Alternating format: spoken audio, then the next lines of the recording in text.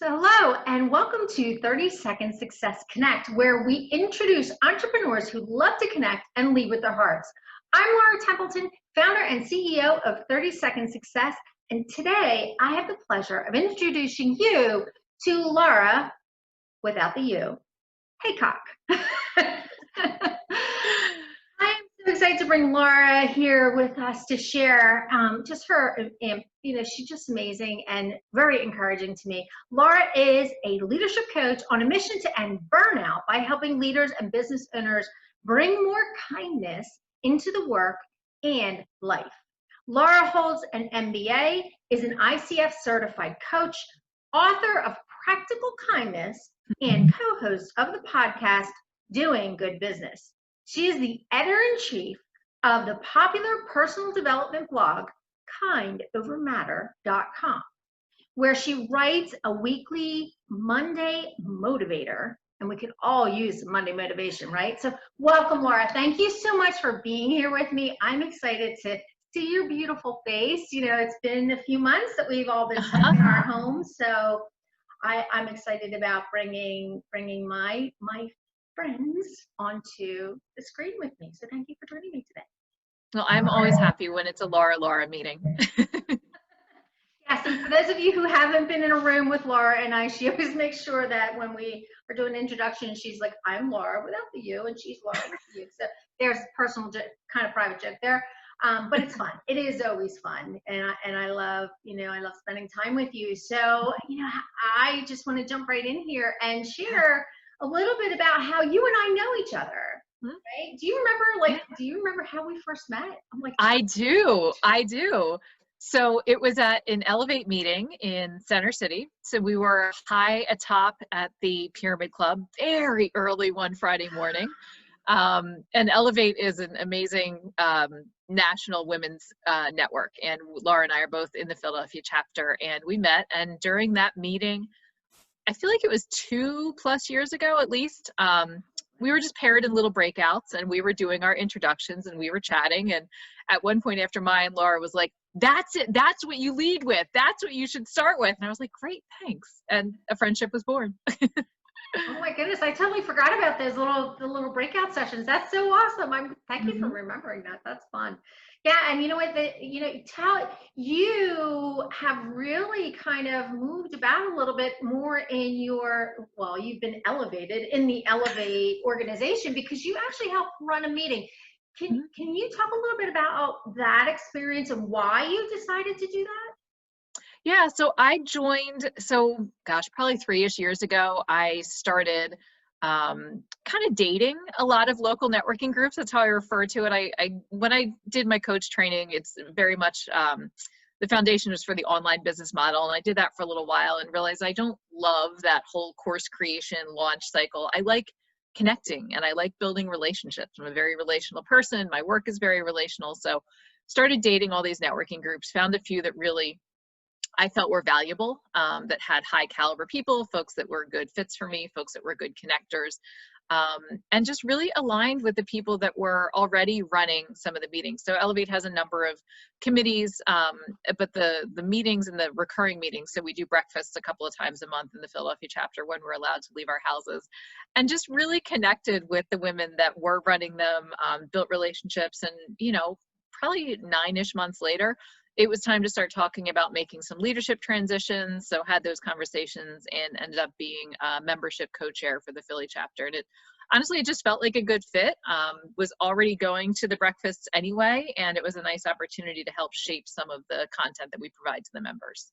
That's wonderful. And I love that you said dating the different organizations, because when you first start networking, a lot of times you feel like you land somewhere that doesn't always feel right. Yeah.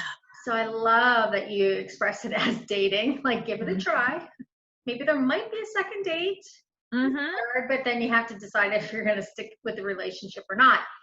And that's the other thing. So talk a little bit about the relationship side of networking. Let's kind of dive into that. I love that you shared that you're a very relational person.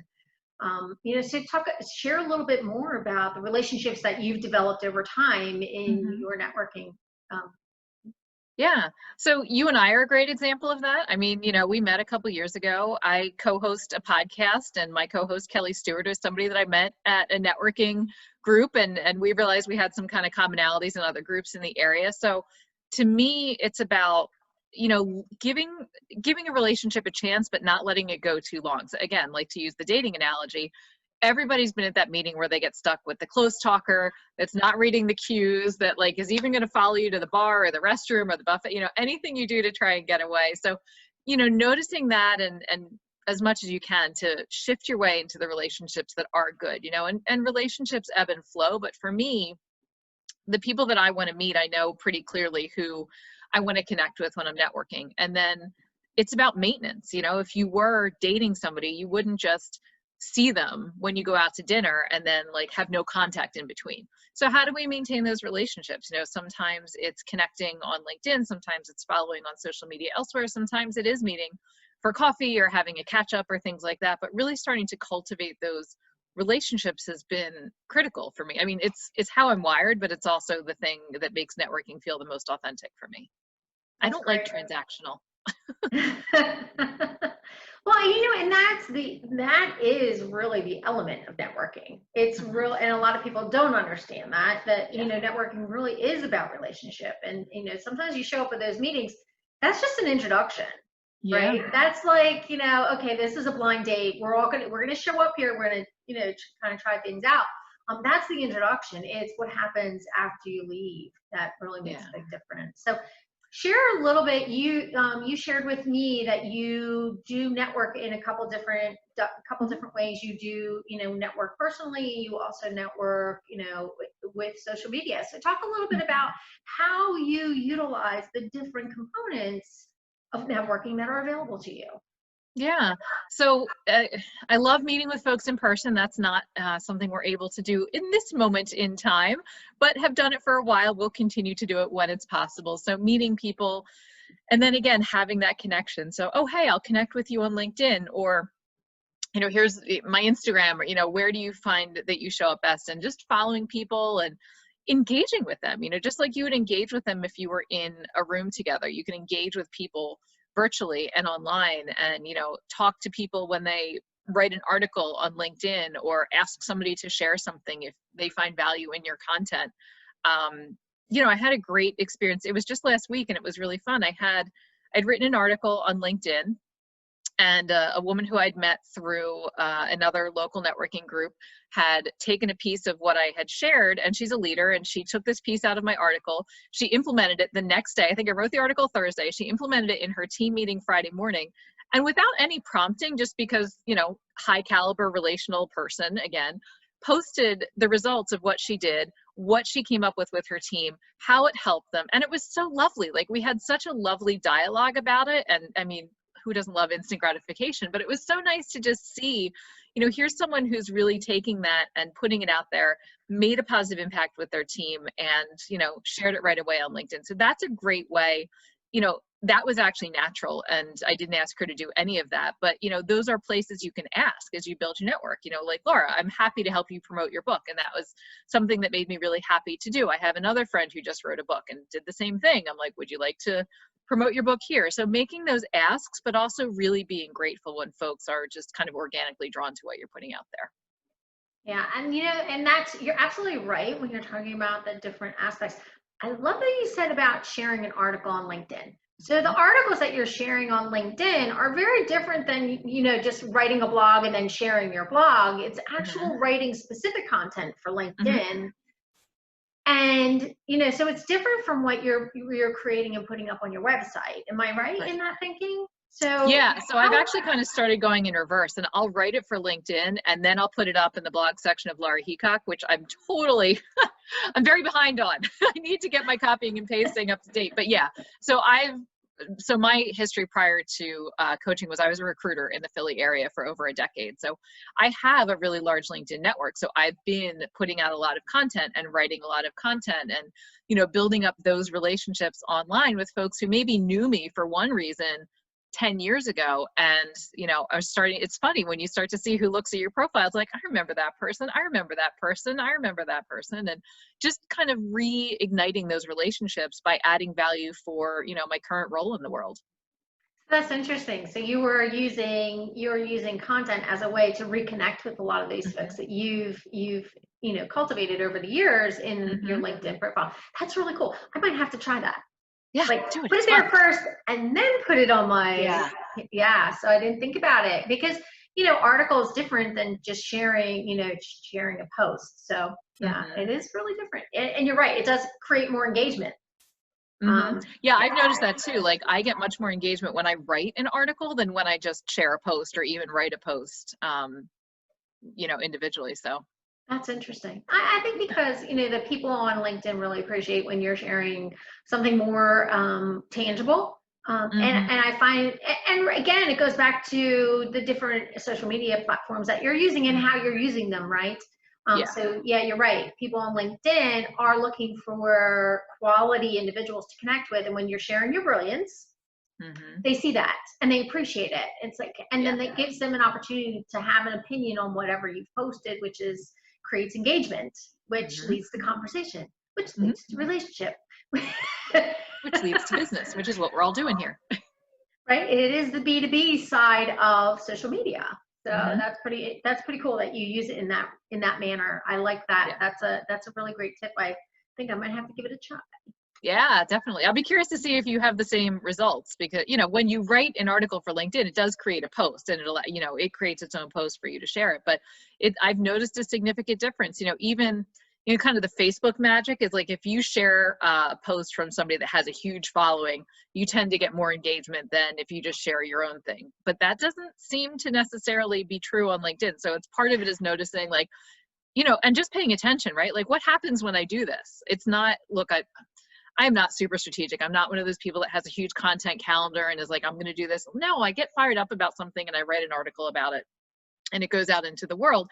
But I notice then what happens, right? So, okay, look, I got a lot more engagement when I wrote this thing than when I shared this on LinkedIn. Even though I shared, I'm a big Adam Grant fan, so I'll share something, that he says or one of his podcasts frequently. And it's like, I still get more engagement on my own original content, which is very different than Facebook. And it's important to know when you are thinking strategically how those platforms work differently.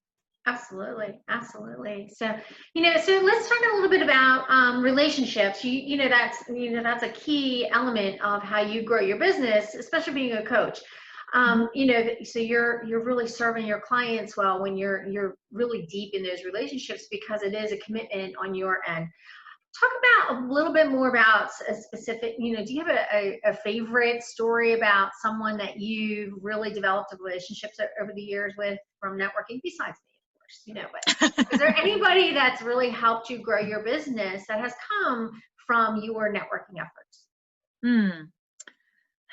So there's a lot of different components to that. So a long time ago, I took a class with someone and she and I have now been in a mastermind together for 5 years. So that's been a huge, and like, she is definitely probably my go-to person for business development, brainstorming. I'm thinking about putting this offer out there, all of those things. And that definitely came from, a class or a course isn't traditional networking, but there's certainly a relationship component to it. And relationships can be built everywhere. There's formalized networking, which is for the purpose of building relationships, but you build them anywhere. Right. There's definitely been networking groups where I have gotten clients from, folks I've met through different groups have become clients, which is great. There's a group that has gotten me opportunities to do speaking engagements and things. But I would say it's like a little, some here, some there, some everywhere. It's, I don't think there's one particular person or place that I would say like, oh, that's the thing that I got there that helped me grow my business. But I've gotten so many things over the years from different access points that have helped me and benefited me. I love that. And let's talk a little bit. One of the things that I really love about Ellevate and the networking that we do there is that we actually get an opportunity to hear from different people, speakers, right? So you talk about speaking and you do a lot of public speaking. You do a lot of corporate work too. So let's talk a little bit about the advantage of putting yourself out there, being a presenter, and how that helps you connect on a deeper level with your network. So can you share a little bit more about that from your perspective? Yeah, I just had an example recently. So we're recording this in May of 2020, and everybody knows what's happening right now. So I have done a lot of online talks in the last month, and one of the topics I speak on is, somewhere under the umbrella of stress management. So I created a talk specifically for right now called Managing Stress in Difficult Times When You Still Have to Get Work Done. I have done that talk 4 times this month, and I'm already scheduling it for June. So, and one day I got a connection invite on LinkedIn. No one I knew, but checked out, looked like a legit profile, right? We've got to do our due diligence. Accepted, the person struck up a conversation, and I was like, hey, I'm just really curious. How did you find me? What made you connect? And this person said, oh yeah, I saw you were one of the speakers coming into my company this month, and I wanted to connect. I'm working to build my network. So that was great. So it really just cultivated a relationship, and we had our first phone conversation on Friday, and the relationship is just a couple weeks old, but it's, I think it's what you do with it after the fact. And I have lists of people that I need to contact at some point from these events to just say thank you so much, and here's who I am. But it's what you do with it afterwards. The beauty of doing speaking in person is that you can connect with people. You can talk to them afterwards. People come up with you. I do very interactive things because I always say, like, nobody needs to listen to me for an hour. So I will have audience participation. I'll do examples with people. I'll have them do, some exercises while we're actually in the workshop or the talk. And that really lets people know, like, hey, we can have a conversation. I want to come up and engage with you afterwards, and I want to talk to you about things. So it's how you show up, and it's what you do either when you're in that room or if you're virtual, what you do after the fact with folks. But I don't know, I love having that opportunity to see how people respond, and to hear a month back or a month later, like, hey, here's what I did. Here's what I did after we heard that conversation, and here's the result that it had. I mean, that's great. Yeah, absolutely. And, and I love that about, I've seen you in action.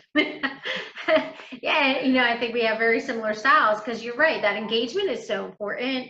And I love just drawing the audience in. And I think that it makes it more personal for them. Yeah. For me too, because I just want to make sure that I'm delivering good content. But I think it just makes it more personal for them, and they feel there's a deeper sense of connection. And then when you, like what you're saying is, when you go the next step after the event and you reach out to folks, say, hey, I really appreciate you attending, or, did you have any questions? Here's how you can reach me.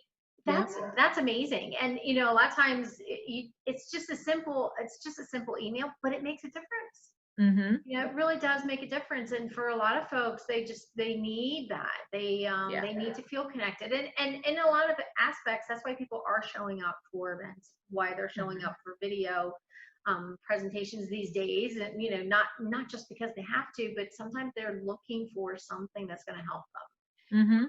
That's really great that you do that in your, your speaking efforts, to really make sure that you're connecting on that level. And I always talk about, connecting on that heart level, because it's so important, is really reaching that emotional piece when you're doing presentations. So, and I think you do a fabulous job of that, Well, back at you. And I think, you and I always, we come from that place of giving, and we want to give value. And I try to, and like, look, in the 30 to 60 minute talk, you're only going to be able to get really tactical. Like, here's a few high level things that you can do. You can't do the deep work that you would continue to do individually. But that's such a great launching point of, that follow-up of, hey, thanks so much for coming to my talk last month. I know that we had, I shared these 4 steps, or, this strategy or whatever. I'm really curious if you've used any of that. I'm really curious if you have implemented anything in your work, in your networking, in your life, in your leadership, just getting curious with them and seeing where they're at. Right. That makes a big difference. It really does. And again, it's all about making people feel like you're making an effort to reach out to them personally. So it's really cool. I love that. I love that you do take that time to connect with people. And I think, people need to feel that, they're not just another person sitting in the audience. Yes. Yeah. And it's just making them feel like they're seen. Sometimes I think, and maybe I'm getting off track here, but, sometimes I think some people show up to events and they feel so lost in a crowd. How do you make them all feel like they're being seen? So, Yeah, I agree with that completely. yeah, it's, how do you include everyone? So it's pretty cool. So how, do you have any special projects or anything that you're working on right now that you want to talk about? I know, this is a crazy time, so I'm sure there's something that has going on. So share. Yeah, I have specifically for this crazy time, it's called Break Glass in Case of Emergency Coaching. I like that. And it's literally, so it's developed for leaders. Most of the folks I work with are leaders, and they either come to me privately or their companies hire me. So this is specifically for the private folks that are carrying everything for their teams, trying to manage their peer group, trying to satisfy their executive leadership, and don't have that space to be able to get, that external opinion, to be able to offload some of the stress. Like maybe they don't have a them in their own life, right? So they're the one that everybody's coming to, especially right now when things are crazy and we're all transitioning and teams look different and work looks different and expectations are different. There's huge levels of uncertainty and they don't have anyone. So it's under the Work With Me page at laraheacock.com. It's called Break Glass in Case of Emergency Coaching. And it's just an 8-week package, no big lofty goals, no huge, time commitments, but it's just a 45-minute weekly check-in to be able to keep your head above water right now and for however long we're all in the same circumstance. Yeah, that's awesome. I love that you created something that really is to serve your community. Yeah. So again, yeah, it's all about serving, right? It's that exactly, relational thing. exactly. Yeah. So that's great. I love it. So, I really appreciate our time together, and I could talk to you forever, but I need to let you get on with your day. So thank you so much for being here with me. I appreciate it. So remember to subscribe to 30 Second Success Connect for more videos and share us with your friends.